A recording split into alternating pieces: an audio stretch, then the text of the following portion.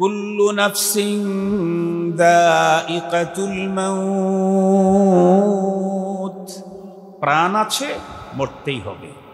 কখন জানি না, মরতে হবে নিশ্চিত, সময় নির্ধারিত।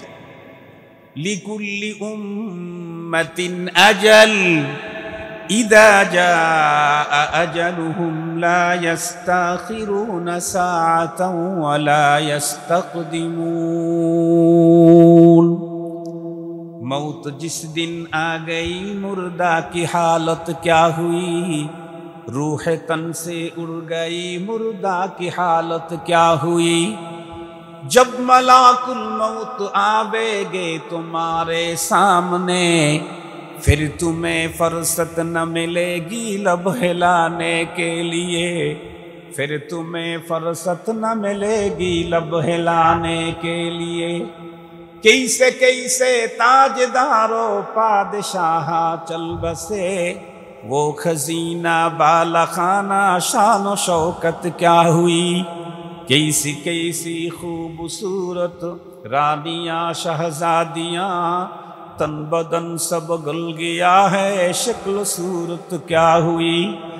ऐ बिरादर जी जहानत रफ्तनास, ऐ बिरादर जी जहानत रफ्तनास, जानबा इज़राइल आखिर दादानास। बाप भाई माँ बुहिन फर्जंद जन और यारगार, आशिको न माशूक नौकर बंदे खिदमत गुजार। काम आने का नहीं हर एक जुदा हो जाएगा, बल्कि एक एक उज़्व दुश्मन जन का हो जाएगा। हुस्न तेरा चंद रोज आखिर फना हो जाएगा, जिस पे तेरा नाज है वो खाक में मिल जाएगा। আমার আজকের আলোচনার মূল টার্গেট হচ্ছে কোরআনুল কারীমের সূরা আলে ইমরানের 185 নম্বর আয়াত। যে আয়াতে কারীমাতে রব্বে করিম 4টা মেসেজ দিয়েছেন। কয়টা মেসেজ? 4টা। পুরা কোরআন এটা একটা মেসেজ, আল্লাহ পাকের পক্ষ থেকে পৃথিবীর মানুষের কাছে মহান মেসেজ হচ্ছে কোরআনে কারীম। আর এই মেসেজের আমাদের কাছে নিকট পর্যন্ত পৌঁছিয়ে দিয়েছেন আল্লাহ পাক তার প্রিয় হাবিব সাল্লাল্লাহু আলাইহি ওয়াসাল্লামের মাধ্যমে। উনি এখন পৃথিবীতে নেই, যাওয়ার আগে কিয়ামত পর্যন্ত তার প্রতিনিধিত্ব কারা করবে এ ঘোষণাটা রাসূল দিয়ে গেছেন। আমি চলে যাচ্ছি, কিয়ামত পর্যন্ত কোরআন বুঝতে চাইলে, দিন বুঝতে চাইলে, রসুলের যুগে যেমন রসুলকে বাইপাস করে মাইনাস করে কেউ কোরআন বুঝতে পারে নাই, নবী পৃথিবীতে চলে গেছেন, প্রতিনিধি দিয়ে গেছেন। রসুলের প্রতিনিধি বাদ দিয়ে অন্য কারো কাছ থেকে পৃথিবীর কোনো মানুষ কোনোদিন কোরআন হাদিসের সঠিক বুঝ পেতে পারে না। চ্যালেঞ্জ, চ্যালেঞ্জ, তামাম পৃথিবীকে চ্যালেঞ্জ, তামাম পৃথিবীকে। একজন মানুষ ঘরে বসে বসে না পড়ে পড়ে রবি ঠাকুর হতে পারে, মনে রাখবেন। খুব বেশি পড়ে নাই রবি ঠাকুর। কবি নজরুল কি বিএসসি করছিল? কথা বলেন না কেন? কবি নজরুল কি বিসিএস ক্যাডার ছিল? না, পড়ে নাই তেমন কিছু। ঘরে বসে কবি নজরুল হওয়া যায়, কবি রবি ঠাকুর হওয়া যায়, আবিষ্কারক হওয়া যায়। কিন্তু কোরআন হাদিস বুঝতে চাইলে নবী লাগে, না হয় নবীর প্রতিনিধি লাগে। মাত্র কয়েকদিন আগে আমাদের বেতন মাদ্রাসাতেই একটা জামাত আসছে ঢাকা থেকে। ওনারা আমাকে দাওয়াত দেওয়ার জন্য কয়েক বছর হয় চেষ্টা করতেছে, পারে না। আল্লাহর কি কাম, আমাদের মাদ্রাসাতেই এসে পড়ছে। খুব খুশি যে হুজুরের সাথে দেখা হবে। তো পরে আসছে 3 জন মুফতি সাহেব, ওনারা বড় বড় মাদ্রাসার মুহাদ্দিস, শেখুল হাদিস। আসার পরে আমার রুমে বসছে। আমি বসে থাকলে ও পাটা একটু উঁচু করে রাখতে হয় যাতে না ফুলে, ফুললে ওখানে পানি যাবে, তাহলে শুকানোটা আরও পিছিয়ে যাবে। তেমনভাবে বসে আছি, ওনারা আসলেন। আসার পরে আমাকে বললেন যে হুজুর কিছু নসিহত করেন। আমি বললাম যে আমি তো আপনাদের কাছ থেকে নসিহত শুনতে চাই। বলে হুজুর আপনি একটু আমাদের মুরব্বী বলেন। তা আমি বললাম যে এখন আমার যে নসিহত মনে আসছে এটা বললে তো আপনাদের লাভের চাইতে ক্ষতি বেশি হয়ে যেতে পারে, আপনারা খুশির চাইতে বেজার হয়ে যেতে পারেন। তো বললো যে হুজুর কি বলেন তো দেখি। মানে এটা বলার কারণে আরো আবেগ বেশি বেড়ে গেছে যে হুজুরের নসিহতে ক্ষতি হবে, এটা কি। তা আমি বললাম শোনেন, আলহামদুলিল্লাহ আপনারা দাওয়াতে তবলিগে আসছেন। আমি যে মাদ্রাসায় বুখারী পড়েছি, বাংলাদেশের ভিতরে নামকরা মাদ্রাসা জামিয়া রহমানিয়া, শেখুল হাদিস আল্লামা আজিজুল হক রহমতুল্লাহ আলাইহির মাদ্রাসা। তখন রহমানিয়া একটাই ছিল। জামিয়া রহমানিয়ার তখন নিয়ম ছিল বৎসরে একজন ওস্তাদ দাওয়াতে তবলিগের কাছে থাকবে, এটা মাদ্রাসার কাজ। কারণ আমরা তো কাদেরকে দিন শিখাই মাদ্রাসায়, ওনার ছেলে ওনার ছেলে ওনার ছেলে, যাদেরকে দিন শিখাইতেছি তারা কিন্তু টাকা দিচ্ছে না, যারা টাকা দিচ্ছে তাদেরকে আমরা দিন শিখাইতেছি না। কথা ঠিক বললাম না ভুল বলছি? টাকা তো দিচ্ছে হাজি সাহেব, ওই হাজি সাহেবের একামত সহি আছে কিনা আমি কোনোদিন জিজ্ঞাই নেই। পাশের বাড়ির মাস্টার সাহেব টাকা দিয়েছে, মাস্টার সাহেবের কোরআন শরীফ শুদ্ধ করাই নেই। টাকা দেয় একজন, মেহনত করি আর একজনের পিছনে। এজন্য আমাদের বড়রা কোনো কোনো মাদ্রাসার নিয়ম আছে, একজন ওস্তাদ সাধারণ মানুষদের ভিতরে দিন শিখাবে দাওয়াতে তাবলীগের মাধ্যমে। তো সাল লাগানের নিয়ম ওইখানে ছিল। তখন তো ফোন ছিল না, তো আমাদের এক উস্তাদ তখন সালে ছিলেন, হুজুরের আবার ছাত্র, পরে ওইখানে ওস্তাদ হয়েছে। তো চিঠি লিখছে যে হযরত আমি তো দাওয়াতে তাবলীগের মেহনতে অমুক জায়গায় আছি। শেখুল হাদিস সাহেব হুজুর তারে উত্তরে লিখছেন যে আমি তোমাকে এক সালের জন্য পাঠাইয়া দিয়েছি, তুমি এখন তাবলীগে আছো, কিন্তু খুব সজাগ থাকবা তুমি যেন তাবলীগী হয়ে না যাও। কি না হয়ে যাও? তাবলীগী যেন না হয়ে যাও, তুমি আলেমই থাকো। এ কথা কেন বলছেন এটা বুঝতে হবে। এটা শুনলে তো শেখুল হাদিসের উপরে তাবলীগওয়ালারা নাইফে উঠবে, হায় হায় তাবলীগী হয়তো নিষেধ করছেন হুজুর। ভালো করে বুঝবেন, কোরআন এবং হাদিসের ইলম, তাফসীরের ইলম, এটা এমনই এক স্পেশাল জিনিস যেটা শুধু আলেমদেরকে দিয়েই সম্ভব, পৃথিবীর আর কাউকে দিয়ে এ কাজ করানো সম্ভব না। আপনারা সহজ কথা বলেন তো দেখি, একজন মাস্টারকে ধরে তাবলীগের কাজে লাগানো সম্ভব, একজন দিন মজুরকে ধরে, কৃষককে ধরে তাবলীগে লাগানো সম্ভব, একজন দোকানদারকে ধরে তাবলীগে দেওয়া সম্ভব, একজন আবিষ্কারককে ধরে তাবলীগে লাগানো সম্ভব, একজন বিজ্ঞানীকে ধরে তাবলীগে লাগানো সম্ভব, একজন নেতাকে ধরে তাবলীগে লাগানো সম্ভব। কিন্তু একজন নেতাকে ধরে মেশকাত শরীফ পড়াইতে দিলেও সম্ভব? কথা বলেন না কেন? একজন আবিষ্কারক আর বিজ্ঞানীকে ধরে জালালাইন শরীফ পড়াইতে দিলে কি সম্ভব? সম্ভব না। পৃথিবীর যত বড় আবিষ্কারকই হোক তাকে দিয়ে কোরআনের তাফসীর পড়ানো সম্ভব নয়।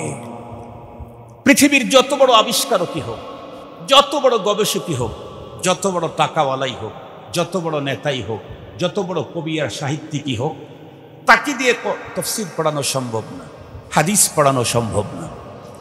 এ কারণে তাবলীগ তো সবাই করতে পারবে, কিন্তু কোরআন আর হাদিসের ব্যাখ্যা বিশ্লেষণ, দ্বীনের সঠিক জ্ঞান, এটা একজন আলেমই দিতে পারে।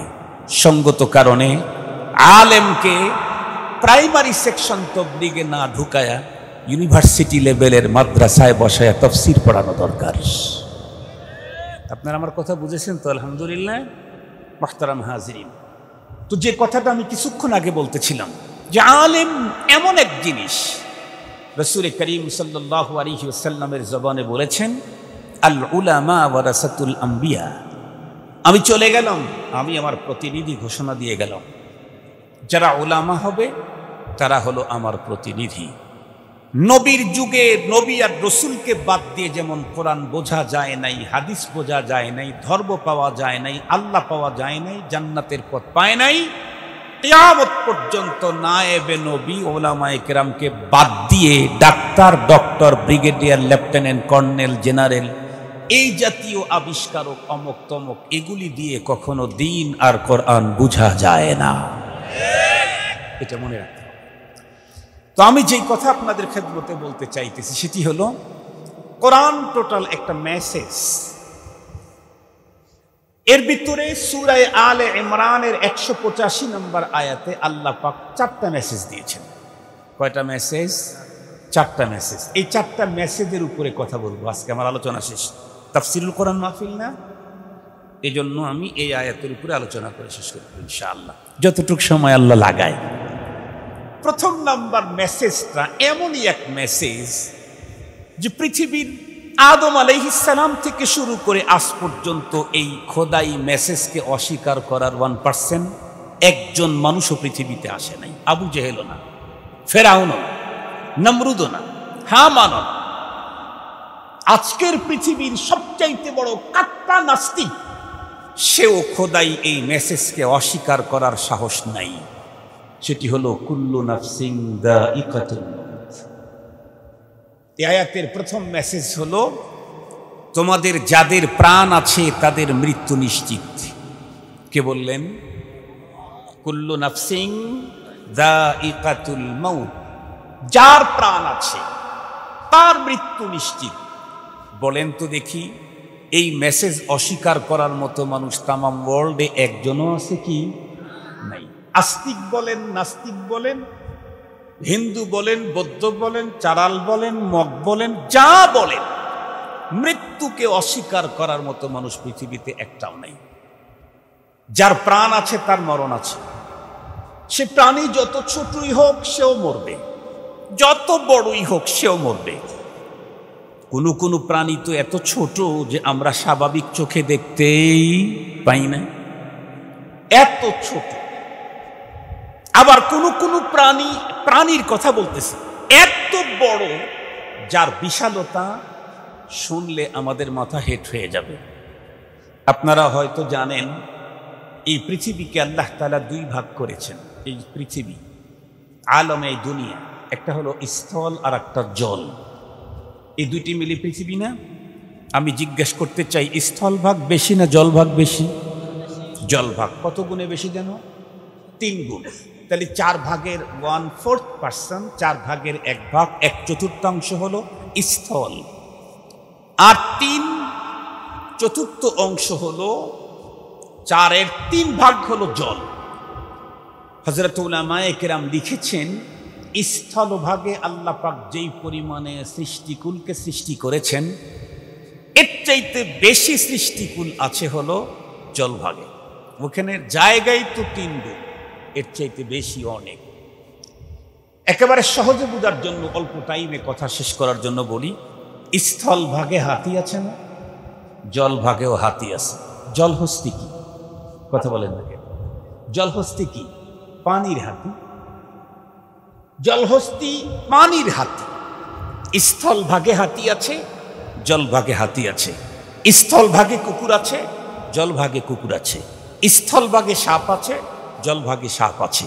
অনেক জলভাগে এত বিশাল প্রাণী আল্লাহ তাআলা তৈরি করেছেন, যার একটা প্রাণীর এক সন্ধ্যা খাবারের জন্য আপনাদের 5 গ্রাম না, বারুহাসপুরা ইউনিয়নের লোক দিয়েও 1 ওয়াক্ত খাবার হবে না।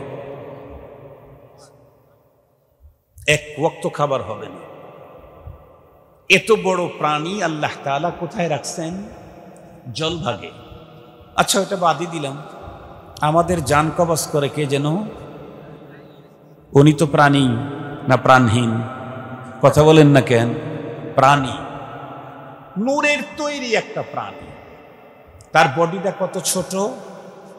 তামাম পৃথিবী, স্থল আর জল সবকিছু মিলে ওনার সামনে একটা প্লেটের মতো। আমাদের সামনে প্লেটটা যত বড়, আজরাইল আলাইহিস সালামের সামনে তামাম দুনিয়াটা তত বড়, প্লেটের মতো। তো ওনার সামনে প্লেটের মতো হলে তার বডি কত বড়, এটা আমাদের মস্তিষ্কে ধরবে না, অনুমান করতে পারবো না আমরা। এই আজরাইলকেও মরতে হবে কিনা?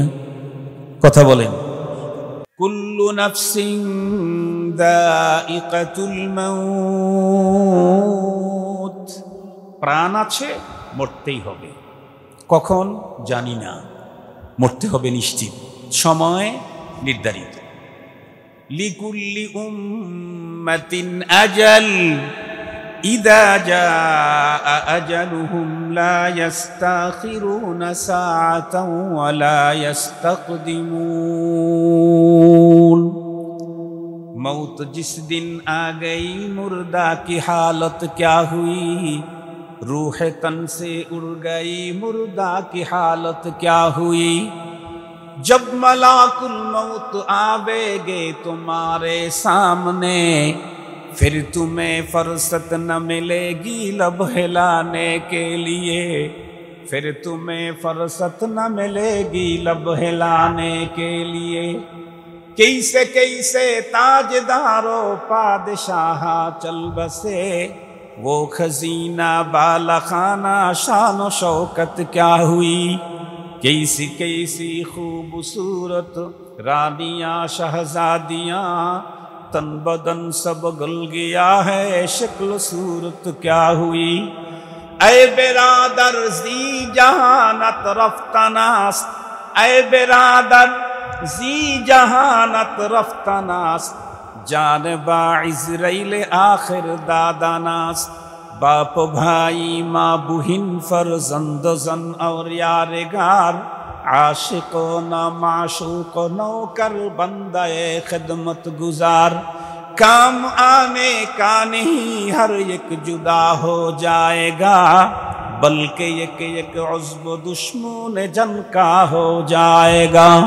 हुस्न तेरा चंद रोज आखिर फना हो जाएगा, जिस पे तेरा नाज है वो खाक में मिल जाएगा। একটু পিছনের দিকে তাকাই, একটু, অনেক দূরে তাকানো দরকার নাই। আপনাদের মনে পড়ে কি, আমরা যখন ছোট ছিলাম জুমাবারে মসজিদের ভিতরে সামনের কাতারে যায় বসতাম, দাদা চাচারা হাত ধরে এই বারান্দায় যা, বারান্দায় যা। মনে পড়ে কি? বারান্দায় সরাই দিছে না আমাদেরকে। সামনের কাতারে বসতাম, দাদা চাচা বাবা বড় ভাই আমাদেরকে হাত ধরে ধরে পাঠায় দিত, এই যা যা বারান্দায় যা, বারান্দায় যা। এখন বারান্দায় বসলে সামনের কাতারে দিয়ে দেয়। কথা বলেন না ভাই? এখন যদি বারান্দায় বসি, আঙ্কেল একটু সামনে যান, হুজুর সামনে যান, ভাই সামনে যান, চেয়ারম্যান সাহেব সামনে যান। এখন পিছনের কাতারে বসতে আমাকে সামনে দেয়। তো সামনে যেতে যেতে এখন আমরা কোন কাতারে? একদম ইমামের পিছনের কাতারে। খুব ভালো করে ভাবতে হবে। আগাইতে আগাইতে ইমামের পিছনের কাতার পর্যন্ত চলে গেছি, তার মানে আর আগানের কোনো কাতার নাই। এই কাতারের লোকগুলা কই? আমরা যখন পিছনে ছিলাম, প্রথম কাতারে যারা ছিল তারা কই? বারুহাস বাজারে গেলে পাওয়া যাবে, তারাশে গেলে পাওয়া যাবে, সিরাজগঞ্জ ডিস্ট্রিক্টে গেলে পাওয়া যাবে, ঢাকার রাজধানীতে গেলে পাওয়া যাবে, আমেরিকায় গেলে পাওয়া যাবে, সারা দুনিয়া খুঁজলে আর পাওয়া যাবে। গেছে তো গেছে। আমি আগাইতে আগাইতে ওই কাতারে গেছি, যেই কাতারে যাওয়ার পরে আমি হারিয়ে যাব আর খুঁজে কেউ পাবে না। আমি তো ওই কাতারের মুসল্লি, এখন যেখান থেকে আমি হারিয়ে যাব সারা দুনিয়া আমাকে খুঁজবে তো আর পাবে না। মুহতারাম হাজিরিন, এখন এক ধাপ আগানের সুযোগ আছে, সেটা ইমামের সামনে তিন কাপড়ে পেঁচিয়ে। আরেকবার যে আগাবো জীবিত অবস্থায় না, তিনটা কাফনের কাপড়ে পেঁচিয়ে ইমামের সামনে দিয়ে দিবে। তার মানে কবর আমার একদম কাছে। মৃত্যু হবেই, প্রতিদিন তো শুনি মৃত্যু হবে মৃত্যু হবে, কিন্তু ভাবি না তো কখনো যে শরীরটা কয়েকদিনের মধ্যেই মাটির ভিতরে গলে যাবে, একা একা কবরে রেখে আসবে, কেউ আমার সাথে থাকবে না, কেউ না, কেউ না। কোরআনে পাকের আল্লাহ তাআলা প্রথম নাম্বার মেসেজ দিলেন, প্রাণ আছে তোমার, মৃত্যু তোমার অবধারিত। তো মৃত্যু হলে কি হবে? রব্বে করিম বলেন, ওয়া ইন্নাকুম তুওয়াফাউনা উজুরাকুম ইয়াওমাল কিয়ামা। এই দুনিয়াতে যে আমরা যারা আছি, মরণের আগ পর্যন্ত প্রতিটি মানুষ কোনো না কোনো কাজ করি। পাগলেও কিছু কাজ করে, কথা বলেন, পাগলেও কিছু কাজ করে না? খাওয়া একটা কাজ না? পায়খানা করা একটা কাজ না? পেশাব করা একটা কাজ না? পথ চলা একটা কাজ না? চোখে দেখা একটা কাজ না? কানে শোনা একটা কাজ না? পৃথিবীতে কাজ করে না এমন কোনো মানুষ নাই, প্রত্যেকটি মানুষ কাজ করে। আল্লাহ পাক বলেন, তুমি যে কাজ করতেছো এই কাজের পুরা প্রতিদান পাবে হলো ওই দিন, মরণের পরে কিয়ামতের দিন। খুব ভালো করে বুঝবেন, তামাম পৃথিবীতে আমরা যত কাজ করি তামাম কাজগুলি দুই প্রকার। কিছু কাজ ভালো, কিছু কাজ মন্দ, কিছু নেকির কাজ, কিছু গুনার কাজ, কিছু কল্যাণের কাজ, কিছু অকল্যাণের কাজ, কিছু মঙ্গলের কাজ, কিছু অমঙ্গলের কাজ। এখানে একটা কথা আছে, খুব গুরুত্বের সাথে শুনবেন। সুর দিচ্ছি না বলে কম দামি কথা বলতেছি না, সুর দিচ্ছি না মানে জরুরি কথা বলতেছি।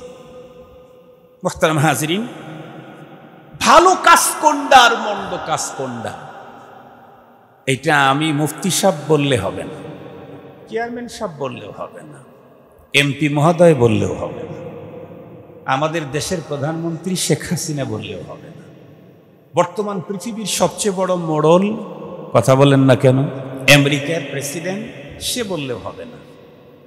ভালো আর মন্দ এটা বলবে হলো শরীয়ত আর ইসলাম। কোরআন যেটাকে ভালো বলেছে ওটাই ভালো। আমার বুঝে আসুক আর না আসুক, আপনার বুঝে আসুক আর না আসুক, আপনার বুঝতে কি কচু হবে। আমাদের দেশের সরকার, গভর্নমেন্ট মাঝে মাঝে পাবলিকের কাছ থেকে ধান নেয়, আপনারা মনে হয় জানেন, এই অঞ্চল তো ধান বেশি হয়। মাঝে মাঝে অতীতে শুনেছি, এখন নেয় কিনা জানি না, এক সময় পাবলিকের কাছ থেকেও ধান নিত, সরকারের রেটটা একটু বেশি দেয়, এজন্য সবাই চায় চেয়ারম্যান মেম্বারের কাছে গিয়ে আমার একটু কয়েক মন ধান ঢুকায় দিও, আমার একটু কয়েক মন ধান ঢুকায় দিও। আমি শুনছি বিষয়টা, তবে এটা হইতেই হবে এমনটি না, এটা জাস্ট ফর একটা মেসাল।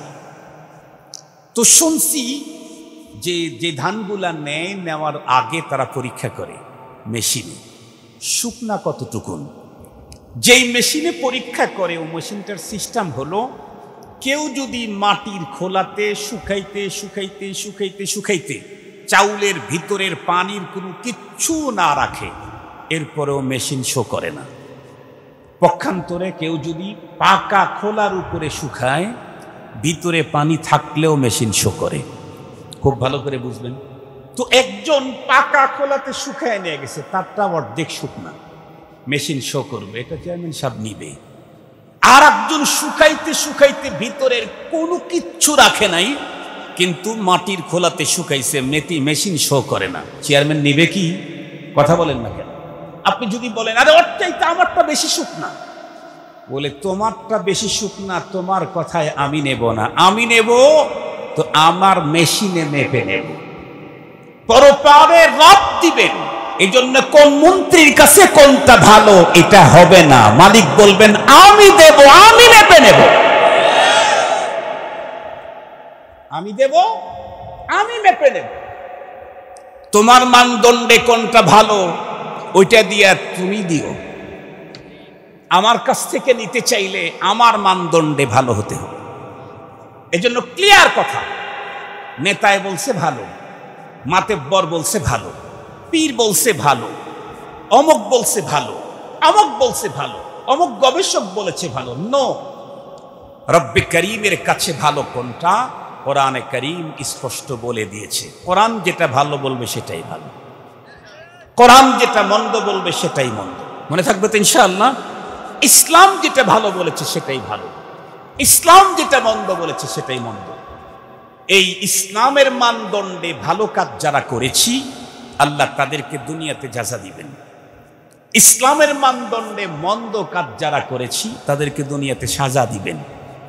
এই পৃথিবীতে অনেক মানুষকে সাজা দেওয়া হয় মন্দ কাজের কারণে। কোরআন শরীফের মধ্যে আছে, আল্লাহ তাআলা বলেন ওয়ালা নুযীকান্নাহুম মিনাল আযাবিল আদনা দুনাল আযাবিল আকবার, আমি অবশ্যই তাদেরকে পরপারের ভয়ঙ্কর শাস্তি ভোগান্তির আগে দুনিয়াতে হালকা শাস্তি দিয়ে থাকি পাপের কারণে।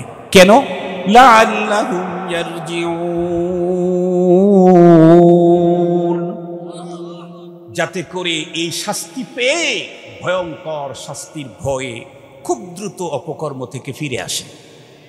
রব বলেন, তাহলে বোঝা গেল দুনিয়াতে পাপ করলে এর প্রায়শ্চিত্ত কিছু আসে। মনে রাখবেন, একজন পাপী অনেক বেশি লজ্জিত হয়েছে, জুতার মালা পরানো হয়েছে। মনে রাখবেন, তারপরেও তার এই পাপের পুরা পাওনা শেষ হয় নাই। পুরা পাওনা শেষ। ওয়া ইন্নাকুম তুওয়াফাউনা উজুরাকুম ইয়াওমাল কিয়ামাহ, আরে পুরাপুরি পাওনা তো কিয়ামতের দিন। একজন মানুষ নেকির কাজ করেছে, অনেক সম্মানী পেয়েছে, অনেক মর্যাদা পেয়েছে, ফুলের মালা পেয়েছে, আরো পেয়েছে। রব বলেন, এটা সিম্পল, পুরাপুরি পাওনা তো আমি জান্নাতে দেব। সুবহানাল্লাহ বলবেন কি একটু?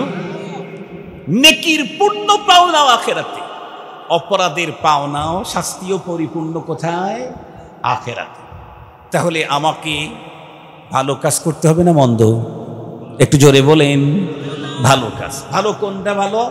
শরীয়তের মানদণ্ডে যেটা ভালো সেটা ভালো। এটা আলেমদের কাছে জেনে নেবেন। এখন আল্লাহ তাআলা বলেন, ফামান যুহজিহা আনিন নারি ওয়া উদখিলাল জান্নাতা ফাকাদ ফাজ। 3 নম্বরের মেসেজ। আল্লাহ তাআলা বলেন, পরপারে তো ভালো মন্দ কাজের পাওনা পাবে। পরপারে যেই লোকটা জাহান্নাম থেকে মুক্তি পেয়ে জান্নাতে ঢুকে গেল, আল্লাহ বলেন এই হলো সফল কাম, এ হলো সার্থক ম্যান। সুবহানাল্লাহ বলেন। আমরা দুনিয়াতে সার্থক কারে মনে করি? মানুষ বুঝে ওঠার আগে হঠাৎ করে গাড়ি বাড়ি বিল্ডিং টাওয়ার অমুক তমুক মিল কারখানা গ্রুপ অফ ইন্ডাস্ট্রিজের মালিক হয়ে গেছে। দেখতে দেখতে ওই লোকটা সার্থক। কাকে সার্থক মনে করি? কেউ বুঝে ওঠার আগে হঠাৎ করে হাইব্রিড নেতা হয়ে গেছে। কোনোদিন রাজপথে দেখা যায় নাই, কিন্তু এখন বিশাল নেতা, সব দলেই আছে। হাইব্রিড নেতা সব দলেই আছে না? ত্যাগী নেতাদের কোনো খবরই নাই, হঠাৎ করে হাইব্রিড নেতা, অনেক বড় নেতা, সব দলেই আছে। আমরা মনে করি যে এই হাইব্রিড নেতা সফল। আমরা মনে করি যে অনেক সম্পদের মালিক সফল। এক কথা বলতে চাই, একেবারে সহজ। আমি বলছি যে সবগুলি সংক্ষেপ মেরে দেব। ওই যে অনেক সময় নানা বাড়ি যাইতে মূল রাস্তা থিয়া চড়ার ভিতর দিয়ে পাতাইলে রওনা করে, মনে আছে নাকি আপনাদের? সিরাজগঞ্জেরই তো। তারপরে আবার আসনও একটা আসন না, আপনাদের এমপি ডাক্তার সাহেব, আমাদের এমপিও ডাক্তার সাহেব, পাতাইলে রওনা করে। তো আমি আর ওয়াজ হলো আজকে পাতাইলে, এত লম্বা ঘোরাঘুরি করে বোঝানোর সময় নাই, পা ফুলে যেতে পারে। একেবারে পাতাইলে ওয়াজ কি, খুব ভালো করে বুঝবেন। বর্তমান পৃথিবীর সবচাইতে বড় লোক ধনী হলো বিল গেটস। সবচাইতে ধনী বিল গেটস। এই বিল গেটসের মতো যদি কয়েক হাজার কোটি বিল গেটসকে এক জায়গায় করা হয়, তার সমস্ত সম্পদ দিয়ে যা অর্জন হয়েছে, আল্লাহ পাক জান্নাতীদেরকে যে জান্নাত দিবেন, সবচাইতে নিম্নমানের জান্নাতের বাইরের যে গেট থাকবে, একেবারে বাইরের ওয়ালের যে গেট, এই গেটের একটা পাল্লার সমান দাম হবে না। এক পাল্লার সমান দাম হবে না। পৃথিবীর সমস্ত গোল্ড, ডায়মন্ড, হীরা, মানিক, মুক্তা, জবরজত যা আছে, সবগুলিকে এক জায়গায় করে যদি কেউ অনেক সুন্দর কিছু তৈরি করে, ভালো করে মনে রাখবেন, জীবনেও কোনোদিন আল্লাহর তৈরি করা জান্নাতের বাইরের গেটে যেই পাল্লা লাগানো আছে তার একটা সমান হতে পারে না। কেন? একেবারে সহজ হিসাব। আপনারা বলেন তো দেখি, আমি এই রমজানের শেষে ঢাকাতে এতেকাফ করেছি। আমার মসজিদ, যেখানে আমি জুমার নামাজ পড়াই ঢাকাতে 2 মসজিদে। 2 মসজিদে কেমনে পড়াই? হায় হায় হুজুর, 2 মসজিদে কেমনে পড়াই? একদিনই 2 মসজিদে পড়াই। এক মসজিদে মাসে 1 জুমা পড়াই, আর একটা মসজিদে মাসে 3 জুমা পড়াই। 3 জুমা যে পড়াই ওটা হলো বনশ্রী, রামপুরা। ওই মসজিদে মুসল্লি 8 থেকে 10 হাজার,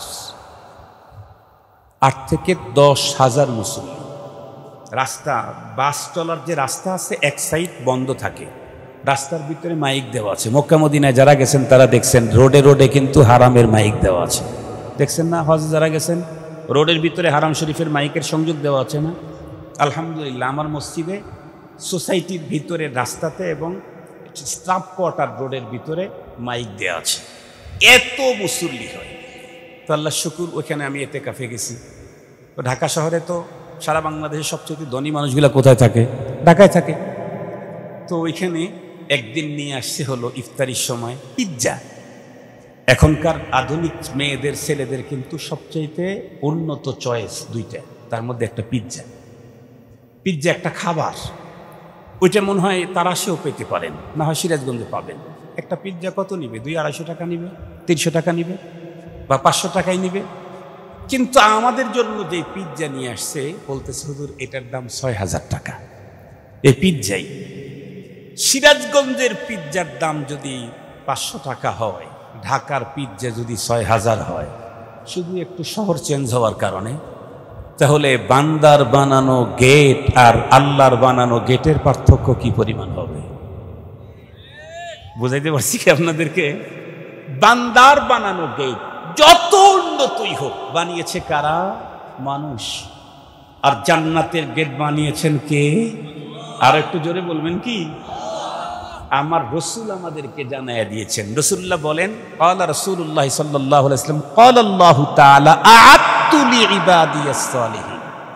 আল্লাহ বলেন আমি আমার নেককার বান্দাদের জন্য রেডি করে রাখছি, তৈরি করে রাখছি।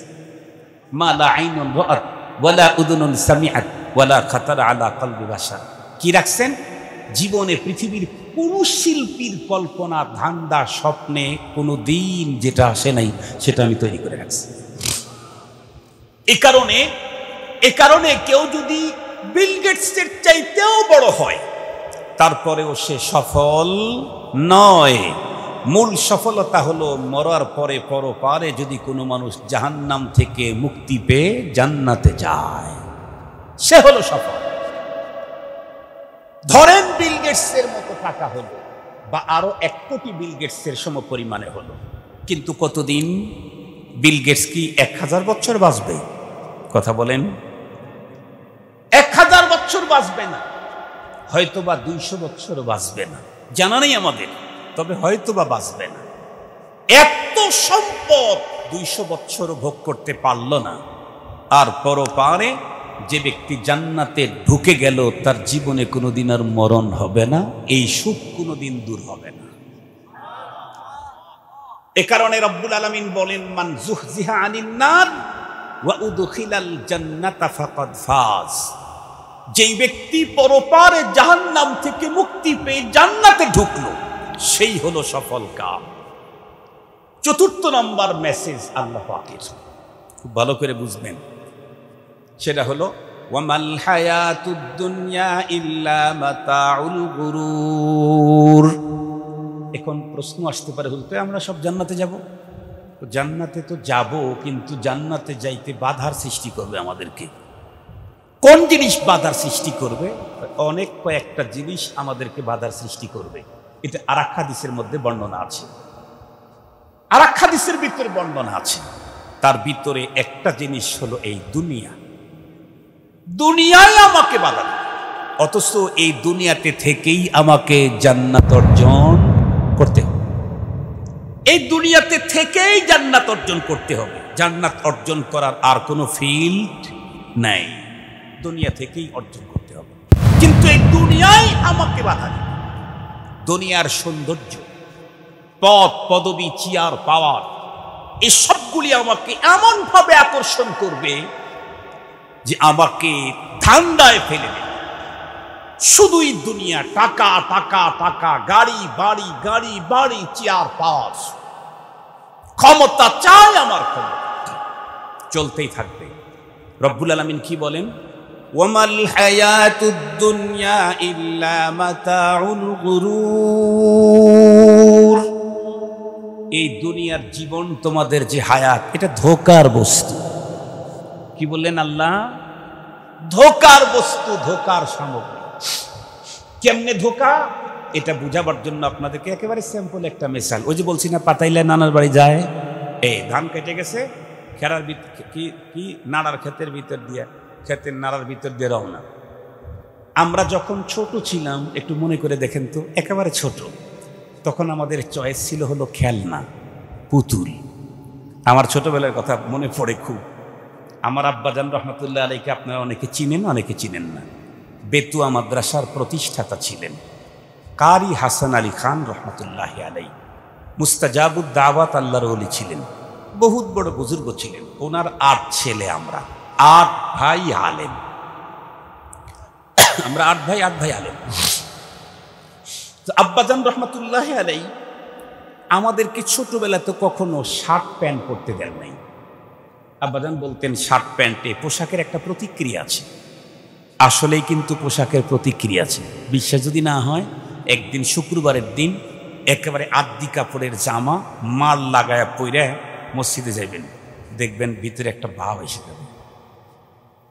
পোশাকের ভাব আছে, পোশাকের প্রতিক্রিয়া আছে।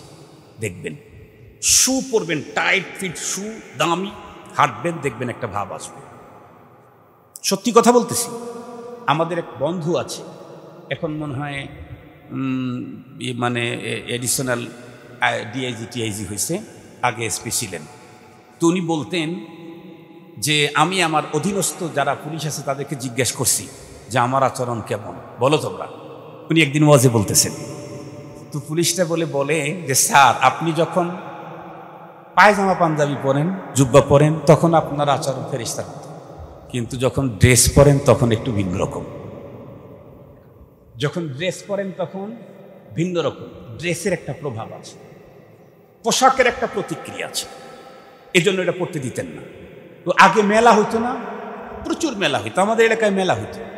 জীবনে কোনোদিন মেলায় আমাদেরকে যেতে দেন না আব্বাজান। একবার নিয়ত করছি মেলায় যাবই, সবাই যায় প্রতি বছর। আব্বা বাইরে চলে গেছে, মেলায় যাবই। মনে আছে ডাব, আমাদের বাড়িতে ডাব গাছ আছে, ডাব নাকি খুব বিক্রি হয়, মেলার সময় খুব গরম থাকে, ডাবের বাজার নাকি খুব গরম থাকে। এই জন্য কিছু ডাব কিনা ভ্যানে বা মাথায় করে নিয়ে আসতো, মনে নাই? ছোটবেলার কথা তো। আসার সময় আবার কন্ট্রাক্ট করছি হলো আমাদের বড় ভাবিকে, ওনাকে আবার আব্বাজান খুব বেশি মোহাব্বত করতেন বলে আর কাউকে বলি নাই, বলে আসছে।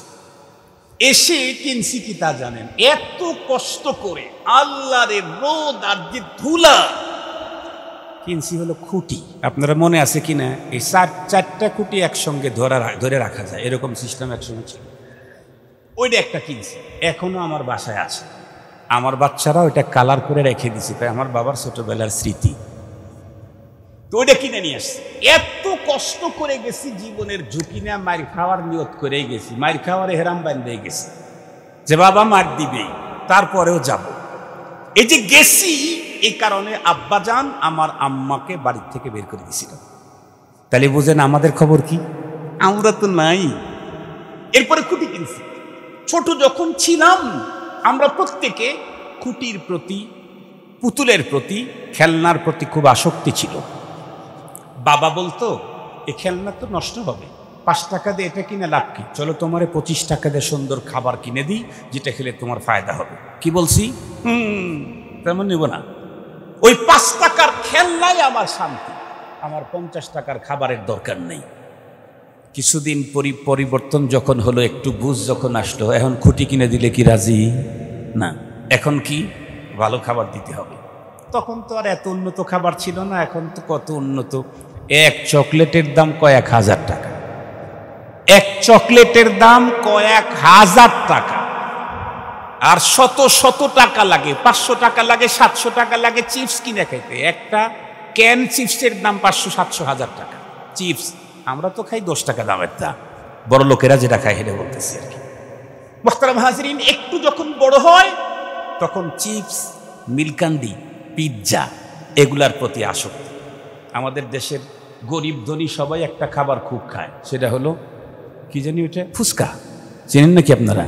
গ্রামগঞ্জেও বিক্রি হয় এখন ফুচকা, গ্রামগঞ্জেও এখন ফুচকা বিক্রি হয়, সবাই চয়েস করে খায়।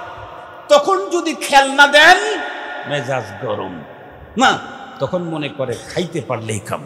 আর একটু যখন বড় হয়েছে তখন কি, সুন্দর জামা, সুন্দর প্যান্ট, সুন্দর জুতা, একেবারে জামার ভিতরে যদি কেউ একটু ময়লা লাগাইছে থাবড়ায় তার কান ফাটাই দিতেছে। হ্যাঁ, একেবারে সাইজ নিয়ে যাবো, বাইরে যাবো। আর একটু বড় হওয়ার পরে R15, বোঝেন নাই? বুঝছেন তো আপনারা? R15 কি? 2 চাকা হুন্ডা। তারপরে লাগবে হলো এই আইফোন। এখন মনে করে যে হাতে যদি একটা আইফোন থাকে আর যদি নিচে একটা R15 থাকে, তাইলে আমি যখন যেখান দিয়ে যাব ওই এলাকার আমি রাজা। এই জন্য এটার জন্য বাবাকে বাধ্য করে। শুধু বাধ্য করে না, কোন কোন বাবাকে তো লোন করে সন্তানকে টাচ ফোন কিনে দিতে হয়। লোন করে বাবা জমি কট রেখে সন্তানকে R15 কিনতে হয়। তখন এছাড়া ছেলে কিছু বোঝে না, সুইসাইড করবে। আলটিমেটাম দেয়, অমুক তারিখের ভিতরে আমাকে টাচ ফোন কিনে না দিলে সুইসাইড করবো, আত্মহত্যা করবো। এ কথা বলে। খুব ভালো করে বুঝবেন কেন। ও তখন মনে করেছিল যে একটা আইফোন, একটা দামি হুন্ডা, বাস, আমার আর কিছু লাগে না। কিন্তু এই ছেলেটাই যখন আরো একটু বড় হলো, বিয়ে শাদী যখন করলো, ঘরে যখন বাচ্চা চলে আসলো, স্ত্রী আছে, এখন বাচ্চা অসুস্থ, তখন ওর ফিকির চলে গেল, ধান্দা ভেঙে গেল। আইফোন দিয়ে তো কাজ হয় না, সন্তান অসুস্থ, হাসপাতালে নিতে পারতেছি না, চিকিৎসা করতে পারতেছি না, আইফোন দিয়ে কি হবে? R15 হুন্ডা দিয়ে কি করবো? স্ত্রী শাড়ি চেয়েছে, শাড়ি কিনে নিতে পারতেছি না। এখন ওর মাথার মধ্যে ঢুকলো আমার টাকা লাগবে, টাকা। এই জন্য যেই ছেলে তার বাবাকে বাধ্য করেছিল লোন করে মোটর সাইকেল কিনে দিতে, সেই ছেলে এখন চেঞ্জ হয়ে গেছে। সে একটা ছোট্ট দোকান দিছে, দোকান খুব ভালো কেনা বেচা হয়। এখন কি বলে, সামনে ঈদ, আমার তো পুঁজি নেই, তাহলে হুন্ডাটা বিক্রি করে যদি একটু পুঁজি বাড়াই অনেক লাভ হবে। কিছুদিন পূর্বে যেই হুন্ডা কিনতে বাবাকে বাধ্য করে লোন করতে বাধ্য করেছে, আজকে ওই ছেলে সেই হুন্ডা বিক্রি করে ব্যবসায় উন্নত করার জন্য বিক্রি করে দিচ্ছে। তার মানে ওর চাহিদা এখন চেঞ্জ। এই যে ঢুকলো টাকার নেশা, এখন বাস টাকা চাই, আমার উন্নত বাড়ি আমার করতে হবে চাই, চেয়ার চাই, পাওয়ার চাই। এই চেয়ার পাওয়ার যে লোকটা বড় হয়ে গেছে, যার টাকার পুরাটা ঢুকে পড়ছে, ওকে যদি আপনি খেলনা কিনে দেন কি পরিমাণে খুশি হবে? কথা বলেন না কেন? ডাইন পা দিয়ে লাথি মারবো না, বাম পা দিয়ে লাথি। খেলনার টাইম আমার আছে না। অথচ এই খেলনার জন্য ছোটবেলায় এক দুপুর থেকে সন্ধ্যা পর্যন্ত কান্না করেছিল। কথা বলেন না কেন? দুপুর থেকে সন্ধ্যা পর্যন্ত কান্না করেছিল। এই R15 এর জন্য আত্মহত্যা করার হুমকি দিয়েছিল। আজকে সেই ছেলে আর ওগুলি নেই। এখন আর শার্টের ভাঁজ না, এখন টাকার ধান্দা। শার্টের বোতাম কোনটা কোথায় লাগাইছে এটাই অনেক সময় ঠিক থাকে। টাকা চাই আমার, রাতের পরে রাত টাকার জন্য দাঁড়িয়ে আছে। চেয়ারের জন্য রাতের পরে রাত নিজে না, নিজের স্ত্রীকে পর্যন্ত রাস্তায় নামায় দিয়েছে চেয়ারের জন্য। চেয়ার আমার চাই। কথা বলেন না কেন? এই যে ধান্দা আমাকে লাগলো, আমরা তখন চিন্তা করলাম এটাই ফাইনাল, এটাই শান্তি, এটাই সফলতা, এটাই সব। আল্লাহর কোরআনে বলেন এই ধান্দা কতদিন? আল্লাহ বলেন আল্লাহকুমুত তাকাসুর হাত্তা যুরতুমুল মাকাবির।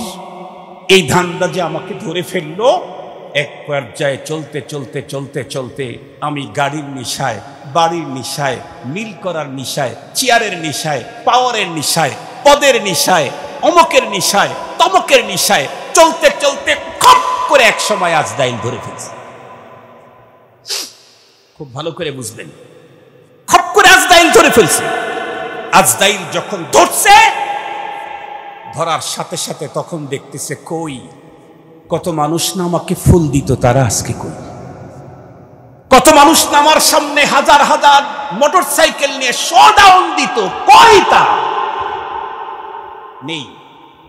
আজরাইল যখন চিপ মারছে, চোখ বড় হয়ে গেছে, মুখ দিয়ে গোলটা ছাড়তেছে,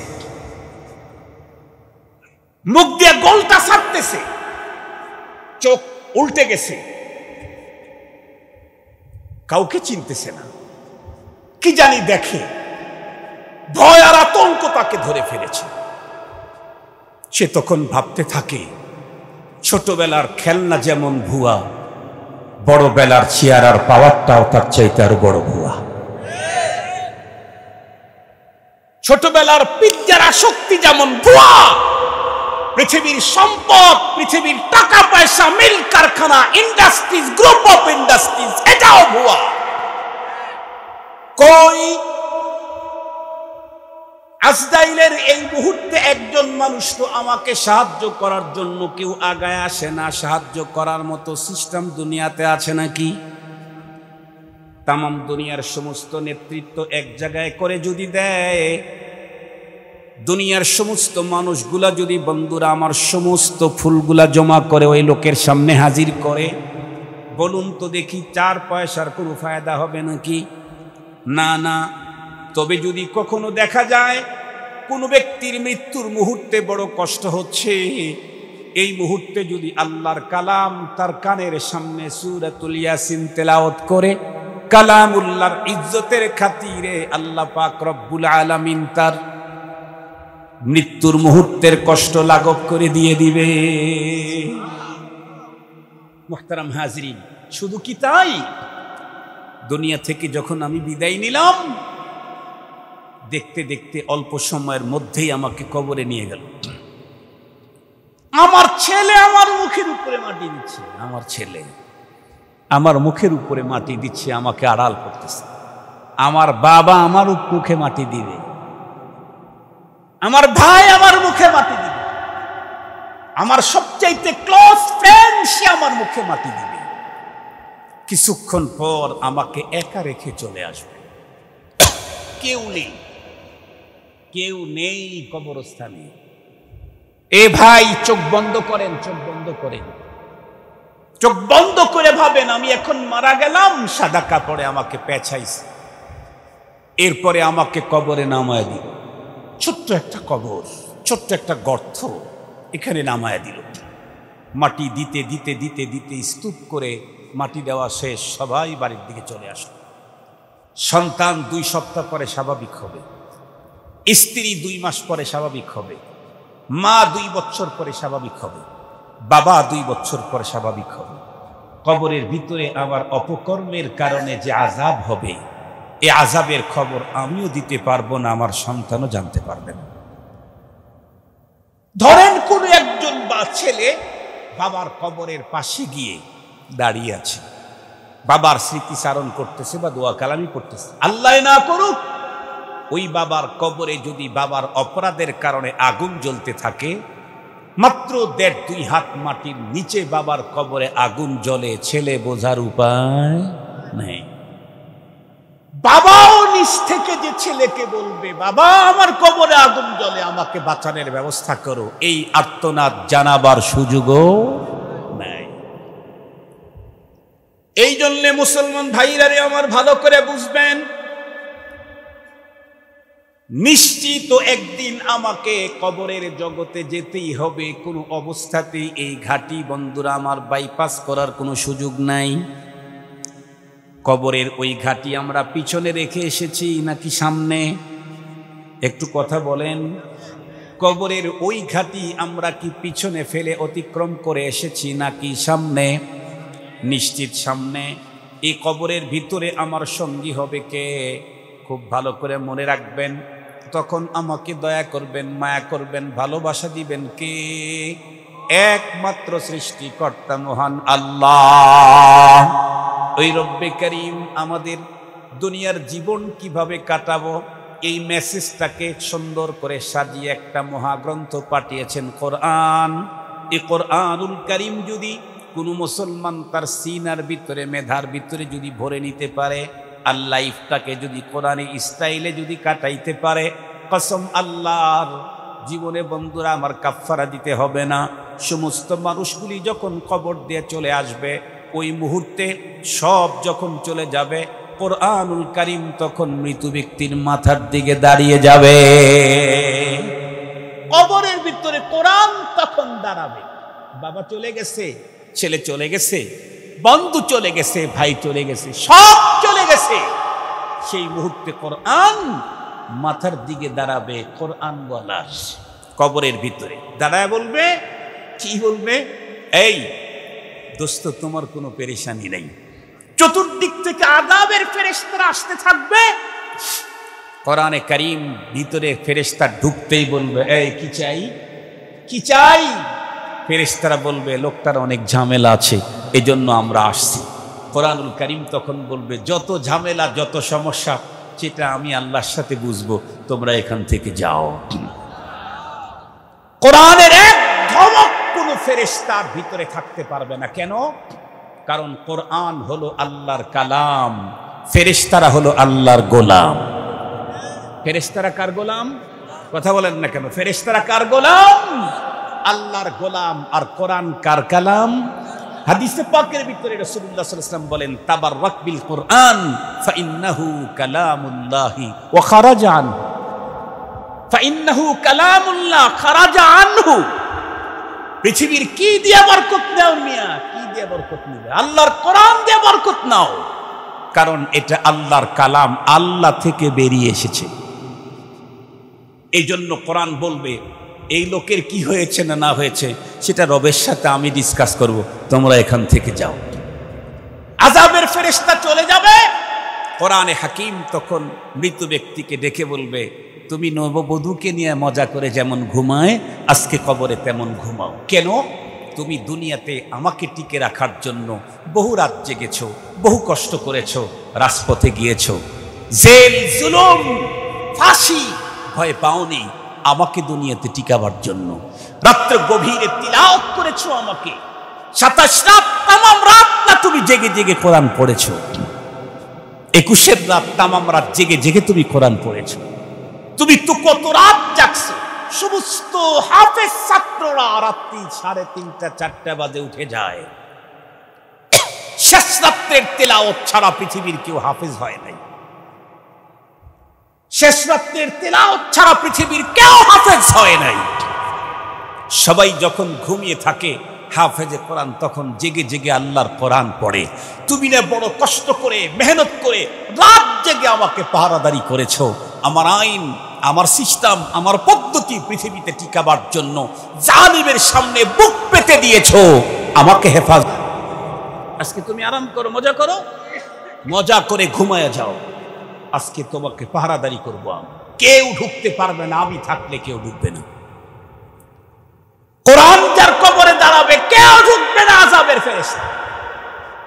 মুহতারাম হাজিরিন, শুধু কি তাই? এ কোরআন আমাকে পরপারে কবর থেকে সঙ্গে করে হাসরের ময়দানে দাঁড়ায় যাবে। আপনারা জানেন, হাসরের ময়দানে অনেকে সুপারিশ করবে। নবী রাসূল সুপারিশ করবেন, হাজিরা সুপারিশ করবে, হাফেজ সুপারিশ করবে, আলেম সুপারিশ করবে, পীর সাহেব সুপারিশ করবে, সাহাবায়ে কেরাম সুপারিশ করবেন, শহীদগণ সুপারিশ করবেন। সবচাইতে পাওয়ারফুল সুপারিশ হলো আল্লাহর কোরআনের, আল্লাহর কালাম। নবীদের সুপারিশের চাইতেও পাওয়ারফুল সুপারিশ হলো আল্লাহর কিতাবের। এর চাইতে পাওয়ারফুল সুপারিশ কারো নাই। মুহতারাম হাজিরিন, এই জন্য আমি আগেই বলেছি, ওই যে পাতাইলে যাওয়ার কথা মনে আছে নাকি আপনাদের? অন্য জায়গায় হলে কিন্তু এই শব্দ, এই ভাষা আমি ব্যবহার করতাম না। একেবারে আমার গ্রাম, আমার এলাকা, এই জন্য আঞ্চলিক কথাটা বলছি, নাইলে কিন্তু আমি এক আঞ্চলিক শব্দ বলি না আল্লাহর মেহেরবানিতে। এটা বলছি হলো আপনাদের সাথে আমার যে একেবারে কাছের সম্পর্ক, আমি যে আপনাদের ঘরের লোক, আমি যে আপনাদের ফ্যামিলির লোক, এটা বোঝাবার জন্য। মুহতারাম হাজিরিন, এই জন্য আসুন, প্রথম নাম্বার কথা হবে, আমি এ পৃথিবীতে এসেছি, থাকবো না। কথা বলেন, এ ব্যাপারে কারো দ্বিমত আছে? নাস্তিকেরও দ্বিমত নেই, আমার দ্বিমত থাকবে কেমনে? নাস্তিকেরও দ্বিমত নাই, আমার দ্বিমত থাকবে কেমনে? তা আমি যে চলে যাব, চলে গেলে কি শেষ হয়ে গেল? বগুড়া জামিল মাদ্রাসার একজন ওস্তাদ, জওয়ান মানুষ, হুজুর অসুস্থ, এখন এভার কেয়ারে চিকিৎসা নিচ্ছেন। ধানিসের কি বলে ওর নাম, বসুন্ধরার এভার কেয়ারে চিকিৎসা নিচ্ছেন।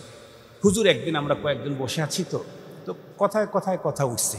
তিনি বলতেছেন, মরণের পরে যদি কিছু না হতো তাহলে এই যে চোখ বন্ধ করছি, আর বাঁচাতে না বাঁচলে কোনো পেরেশানি নেই।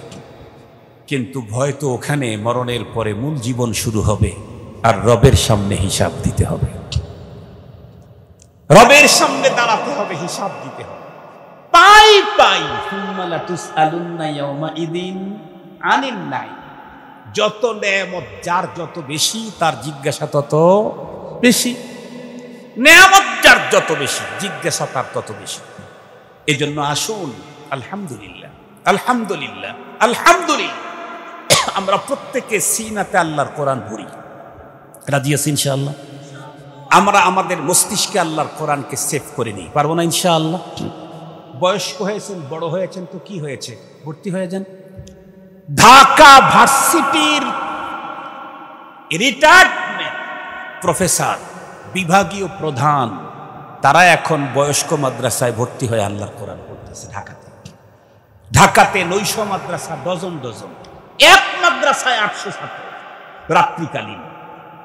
সাবেক সচিব, সাবেক মন্ত্রী, সাবেক এমপি, সাবেক ব্রিগেডিয়ার, সাবেক ডাক্তার, মানে আগে চিকিৎসা করতো, এখন বার্ধক্যের কারণে ছেড়ে দিছে, এখন আসছে কোরআনের কাছে। কেন? কারণ জানে এই প্যাকেট নিয়ে কবরে ঢুকলেই ঝামেলা মুক্ত, এই প্যাকেট ছাড়া কবরে গেলে কষ্ট হবে।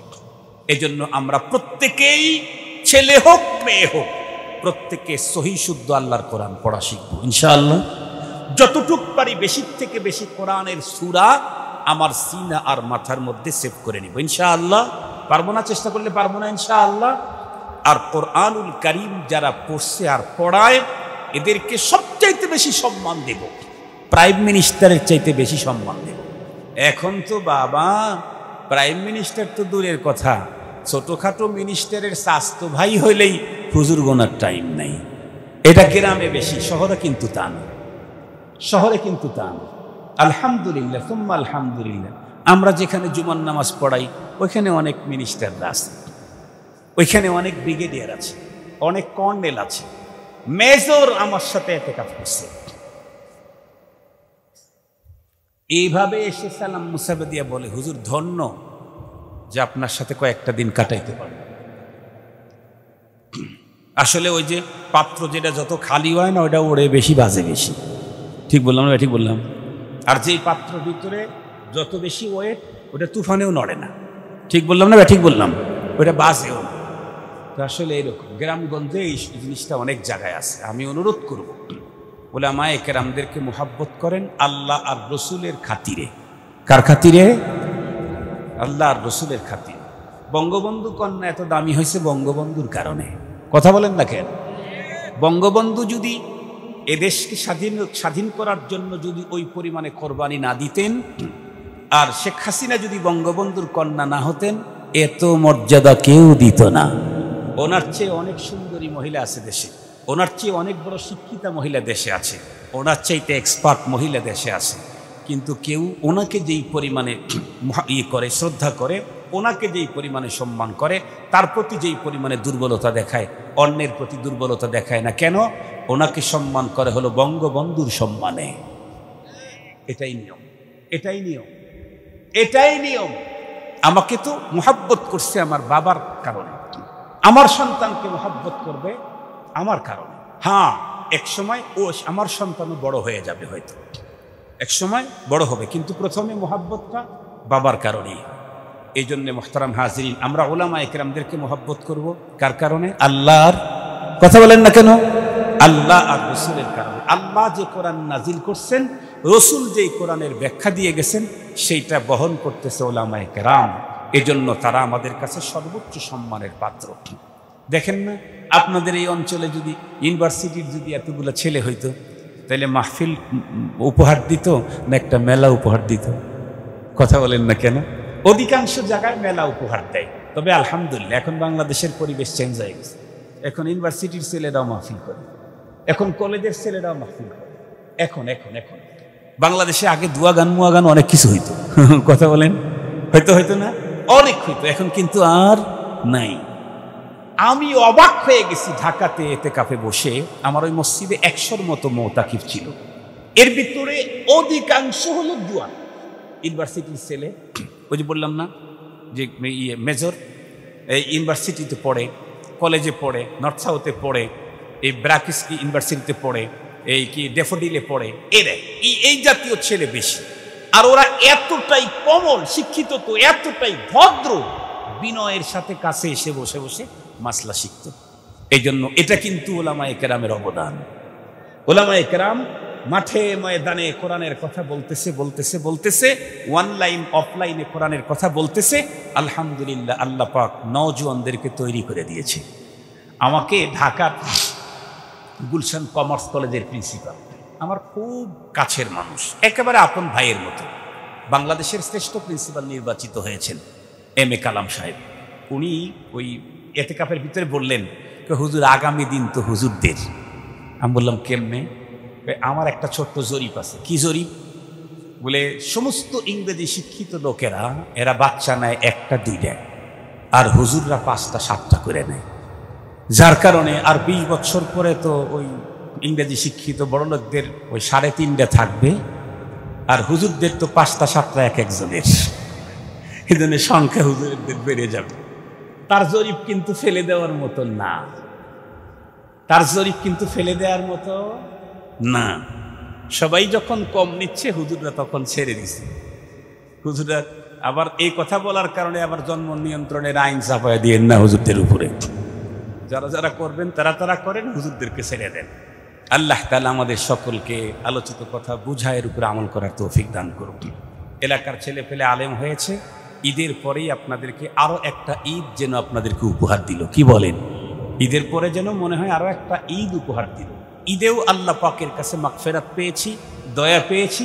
আজকেও আল্লাহ পাকের কাছে কথা বলেন না কেন, দয়া পাবো। আমরা তো পাবো, আমাদের আপনজন যারা কবরে গেছে তারাও কথা বলেন ইনশাআল্লাহ।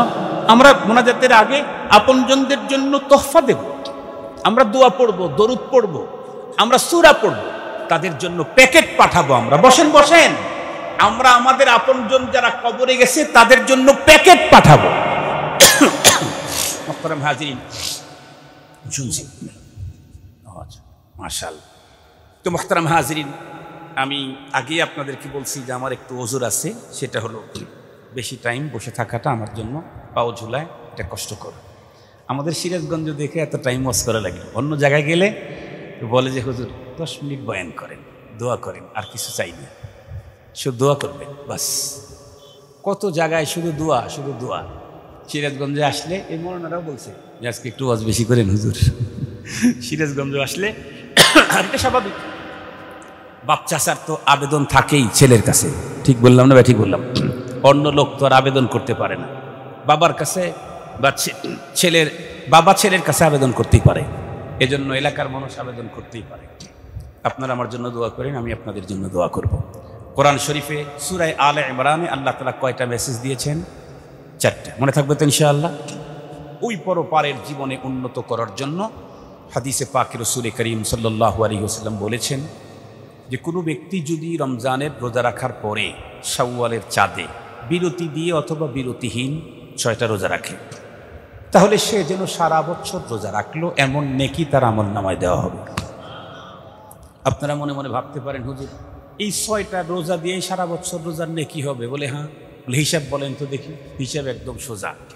কোরআন শরীফের মধ্যে আল্লাহ তাআলা বলেন, আমি নেক কাজের প্রতিদান বিআশরি আমসালিহা, 10 গুণ বাড়ায়া দিই। কয় গুণ বাড়াই? তাহলে এবার রোজা রাখছি কয়টা জানি? 30টা। 30 10 কত হয়? 300। বাকি রইল কয়দিন সারা বছরের? 65 দিন। 65 দিনের মধ্যে 5 দিন রোজা রাখা নিষেধ, ওই দিন তো রোজা রাখা যাবে না। তাহলে আর বাকি থাকলো কয়দিন? 6 দিন, 60 দিন। বলেন তো দেখি, 6টা রোজা রাখলে 6 10 60, 36টা রোজা রাখলাম। সারা বছর যদি আমি একদিনও রোজা না রাখি, তারপরেও সারা বছর রোজা রাখার নেকি আমার আমলনামায় জমা হয়ে গেল। এখন তো বাংলাদেশ না, সারা দুনিয়াতে রোজা রাখার হিরিক লেগে যেতেছে। রোজা রাখা হিরিক সবাই রাখে। হুজুরদের চাইতে এখন আরো ইংরেজি শিক্ষিত লোকেরা বেশি রোজা রাখে। ডক্টর, ডাক্তার, প্রফেসর, ব্রিগেডিয়ার সব রোজা রাখে। কেন? ওই যে এখন মানুষ খায়ও ব্রয়লার, ও ম্যাক্সিমাম মানুষের শরীরও ব্রয়লার মার্কাই, নানান রোগে আক্রান্ত। ডাক্তার বলতেছে এই রোগ থেকে মুক্তির সবচাইতে সহজ এবং উন্নত প্রেসক্রিপশন হলো প্রতি মাসে রোজা রাখা। প্রতি মাসে রোজা রাখা। রাসূল করিম সাল্লাল্লাহু আলাইহি ওয়াসাল্লাম প্রতি মাসে আইয়ামে 20 13 14 কথা বলেন, চাঁদের মাসের 13 14 15 এই 3 দিন রোজা রাখতেন। সপ্তাহে 2 দিন রোজা রাখতেন, বৃহস্পতিবার সোমবার। আপনি রোজা রেখে দেখেন অনেক ঝামেলা, কোমরে ব্যথা, অমুক জায়গায় ব্যথা, এই সমস্যা, আরে গ্যাস্ট্রিক, আলসার, অমুক তমুক, এই ব্যথা, ওই সমস্যা। রোজা রাখেন প্রতি সপ্তাহে 2 দিন, 2টা, মাসে 3টে রোজা রাখেন, রমজান পুরো রাখেন, ইনশাআল্লাহ আমি গ্যারান্টি দিচ্ছি না, আমি দিচ্ছি না, তামাম দুনিয়ার ডাক্তারেরা দিচ্ছে যে আপনি অর্ধেকের বেশি রোগ থেকে মুক্ত থাকবেন। এখন সুস্থতার জন্যই রোজা রাখা দরকার। আল্লাহর রাসূল 1400 বছর আগেই বলেছেন রোজা রাখো সুস্থ থাকবে। হযরত আবু হুরায়রা রাদিয়াল্লাহু তাআলা আনহু রিওয়ায়াত, রোজা রাখো সুস্থ থাকবে, রোজা রাখো সুস্থ থাকবে। তো এই জন্য আমরা ইনশাআল্লাহ পরপারের পুঁজিও করতে চাই, সাথে সাথে সুস্থ থাকতে চাই। আমরা ইনশাআল্লাহ 6টা রোজা রাখবো তো ইনশাআল্লাহ, আমি সহ, আমি বাদ দিয়ে না। আমাদের দেশের ওয়াজ হয় হলো আর একজন থেকে, আমি যা করি করি আপনি ঠিক থাকেন। এই যে দেখেন না, এই যে ওয়াজ মাহফিলে যখন কাতার দাঁড়ায় তখন এই ভাই কাতার সোজা করেন, কাতার সোজা করেন, যে ব্যক্তি বলতেছে কাতার সোজা করেন ও কাতার থেকে 1.5 হাত বাঁকা হয়ে দাঁড়ায় আছে। ঠিক বললাম না? ঠিক বললাম? ও বলে কাতার সোজা করে। এখন বলেন, আপনারাই বলেন, সব মানুষ যদি সোজাও হয় তাও তো কাতার সোজা হবে না, কারণ তুই তো বাঁকা। পক্ষান্তরে আপনারা বলেন তো দেখি, বিশ্ব ইজতেমায় কি 10,000 লোক হয়? কথা বলেন না কেন? লক্ষ লক্ষ মানুষ, সেখানে কাতার সোজা করেন, কাতার সোজা করেন এর আওয়াজ নাই কেন? ওইখানে প্রত্যেকটি ব্যক্তি ডানে আর বামে দেখে ঠিক হয়ে যায়, নিজে আগে ঠিক হয়। আমিও যদি ডান বামে দেখে ঠিক হই, চেয়ারম্যানও যদি ঠিক হয়, বড় ভাইও যদি ঠিক হয়, উনিও যদি ঠিক হয়, কাতার সোজা করেন, আওয়াজ হবে না, কাজ হয়ে যাবে। ঠিক বললাম? আর আমি 1.5 হাত বাঁকা হয়ে বললাম ভাই কাতার সোজা করেন, কাতার সোজা করেন, আর একজন 1.5 হাত বাঁকা হয়ে নিজে সোজা হয় না, আর একজনকে সোজা করতে বলে, জীবনেও কোনোদিন সোজা হবে না। আমাদের দেশে সব এরকমই। আমাদের দেশে অনেক বড় বড় সেমিনার হয়, এই মাদক মাদক মাদকের বিরুদ্ধে, গিয়ে দেখেন যারা বক্তব্য দেয় তারাই ওই কাম করে। সত্য কথা বলতেছি, সত্য কথা বলতেছি, আমার জানা চিনা, আমার জানা চিনা। এই জন্য আমরা নিজেরা প্রত্যেকে নিজে নিজে ঠিক হয়ে যাই, তামাম দুনিয়া ইনশাআল্লাহ ঠিক হবে। আল্লাহ পাক আমাদের সকলকে আলোচনা বুঝা, এর উপরে আমল করা, জীবন গড়ার তৌফিক দান করুন। আমি দোয়া করে যাচ্ছি আপনাদের এই অনুষ্ঠান যেন আগামী দিন চলতে থাকে। চেয়ারম্যান ভাইকে বলে যেতেছি, মুরব্বীদেরকে বলে যাচ্ছি, এটা বন্ধ করবেন না। আল্লাহ তাআলা যেহেতু একটা দ্বীনি প্রোগ্রাম চালু করেছেন, এর একটা বরকত আছে, এর একটা শান্তি আছে, এর একটা পাওনা আছে, এর একটা পাওনা আছে। আর এই পাওনা শুধু জীবিত মানুষটা পাবে না, মরা মানুষটাও পাবে। এই জন্য এটা বন্ধ করবেন না ইনশাআল্লাহ। আমি আপনাদের পাশেই রায়গঞ্জ থানায় বেতুয়া মাদ্রাসার নতুন জিম্মাদারি আসছে আমার কাঁধে। আমি আপনাদের সবাইকে দাওয়াত করছি, আপনারা প্রতিষ্ঠানে যাবেন। অনেক এই অঞ্চলের ছেলেপেলেরা আমাদের মাদ্রাসায় অতীতে পড়েছে, আল্লাহ শুকুর, আপনারা ছেলেপেলে দিবেন ইনশাআল্লাহ। আমরা ঢাকার সাথে তাল মিলিয়ে আপনার সন্তানের শিক্ষা এবং দীক্ষার জন্য চেষ্টা করব। সফলতা আমার হাতে না, আস-সা'য়ু মিন্না ওয়াত তাওফীকু মিনাল্লাহ। আমার কাজ হলো চেষ্টা করা, দোয়া করা। সফলতা ব্যর্থতা কার হাতে? যেন আল্লাহর হাতে। আমরা জান প্রাণ দিয়ে আপনার সন্তানটাকে শিক্ষা দীক্ষায় 1 নাম্বার করার জন্য চেষ্টা করব। আরে ভাই, আমি তো বেতুয়া মাদ্রাসারই ছাত্র, আমি তো বেতুয়া মাদ্রাসার ছাত্র, আমার বাড়ি তো বাঁশুড়িয়া গ্রাম। আমি গ্রামের থেকে গিয়া ঢাকা শহরের কেন্দ্রীয় মসজিদের খতিব, আলহামদুলিল্লাহ। তাই বেতুয়া মাদ্রাসা পড়েও ঢাকা শহরের কেন্দ্রীয় মসজিদের খতিব হওয়া যায়। জাতীয় মসজিদে যখন খতিব নেয় নাই, 7 জনের চয়েস আসছিল, তার ভিতরে আমার নামটাও ছিল। বাইতুল মুকাররম, মুহতারাম হাজিরিন, তাই বেতুয়া মাদ্রাসায় পড়েও বড় আলেম হওয়া যায়। এই জন্য আমি বলবো আপনাদের, যাদের আমাদের ওখানে দাওরায়ে হাদিস আছে, ইনশাআল্লাহ খুব সুন্দর তালিম তারবিয়তের ব্যবস্থা করা হবে। আপনারা আপনাদের সন্তানদেরকে এখানে দিতে পারেন। অনেক সুন্দর পরিবেশও আলহামদুলিল্লাহ সব দিক থেকে সুন্দর আছে। আল্লাহ তাআলা আপনাদের সকলকে দাওয়াত দিলাম, আর সবার জন্য দোয়া, আমার জন্য দোয়া চাই। আমি ডিসেম্বরের 30 তারিখে অ্যাক্সিডেন্ট করছি, তার 4 দিন আগে আমার মা দুনিয়া থেকে বিদায় নিয়েছেন। 25শে ডিসেম্বর আম্মা জান ইন্তেকাল করেছেন। রাত্রি 11:30টার সময় নিজ হাতে আমি আমার মাকে কবরে নামাইছি। 4 দিন পরেই অ্যাক্সিডেন্ট। মা বেঁচে ছিলেন, যেখানে যাইতাম মা দোয়া করতেন আল্লাহ পাকের কাছে, আল্লাহর হাতে সঁপে দিতেন, আল্লাহ আমার সন্তানটাকে দেখে রেখো। মা দুনিয়ার থেকে চলে গেলেন, কত বড় অ্যাক্সিডেন্ট আমার নসিব। এই জন্য যাদের মা আছে, বাবা আছে, বহুত বড় গনিমত, বহুত বড় গনিমত। মা যখন অসুস্থ আমি ঘন ঘন মার দিকে তাকাচ্ছি। কেন? যতবার তাকাবো ততবার ওমরার হজের নেকি আমি পাবো। হারায় গেলে আর হারায় গেলে আর বাবা যদি পাগলও হয়, ছেলে যদি দেশের প্রেসিডেন্টও হয়, পাগল বাবার চেহারার দিকে মোহাব্বতের নজরে তাকাইলেই ওমরার হজ করার নেকি পাওয়া যায়। মা যদি মেন্টালিটি প্রবলেমও হয়, মা পাগলি, সন্তান যদি শেখুল হাদিসও হয়, ওই পাগলি মায়ের চেহারার দিকে তাকাইলে কবুল হজের নেকি আল্লাহ আমল নামায় দেন, ওমরা মকবুল ওমরার নেকি আল্লাহ তাআলা আমল নামায় দেন। এই জন্য অনুরোধ করব, পায়ে ধরে বলব, জীবনে কোনোদিন মা বাবাকে কষ্ট দিবেন, জীবনেও কোনোদিন। জীবনে যা পড়ছি, ছেলে যত বড় আল্লাহর কুতুবী হোক, মা বাবা যদি অসন্তুষ্ট থাকে জান্নাতে যাওয়ার কোনো সুযোগ নাই,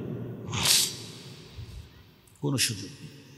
এই জন্য আমরা প্রত্যেকে যাদের পিতামাতা দুনিয়ায় নাই তাদের জন্য দোয়া করব আজকে।